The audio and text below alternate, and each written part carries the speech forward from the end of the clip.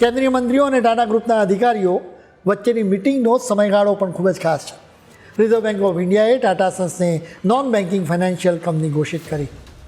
એટલે નિયમ મુજબ ટાટા સન્સે 3 વર્ષમાં આઈપીઓ લાવવો જ પડે. હવે આ 3 વર્ષની મુદત 30મી સપ્ટેમ્બરે પૂરી થઈ ગઈ. માર્ચ 2024માં ટાટા સન્સે આરબીઆઈમાં અરજી કરી. આ અરજીમાં કહેવામાં આવ્યું કે એને નોન બેન્કિંગ ફાઇનાન્શિયલ કંપની ના ગણો, જેથી ટાટા સન્સે આઈપીઓ લાવવાની જરૂરત જ ન પડે. હજુ સુધી આરબીઆઈએ એનો જવાબ નથી આપ્યો. હવે આઈપીઓ લાવવો કે નહીં એને લઈને પણ ટાટા ગ્રુપમાં મતભેદ છે.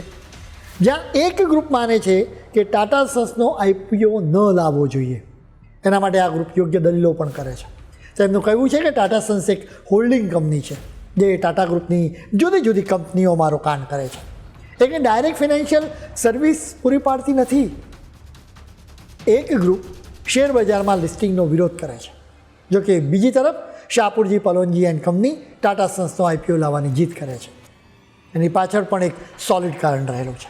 ટાટા સન્સમાં કંપનીનો 18.37% હિસ્સો છે. આ કંપની પર અત્યારે ખૂબ જ વધારે દેવું છે. હવે માની લો કે ટાટા સન્સનો આઈપીઓ આવે તો એવા સંજોગોમાં આ કંપની પોતાનો હિસ્સો વેચીને પોતાનું દેવું ચૂકવી શકે.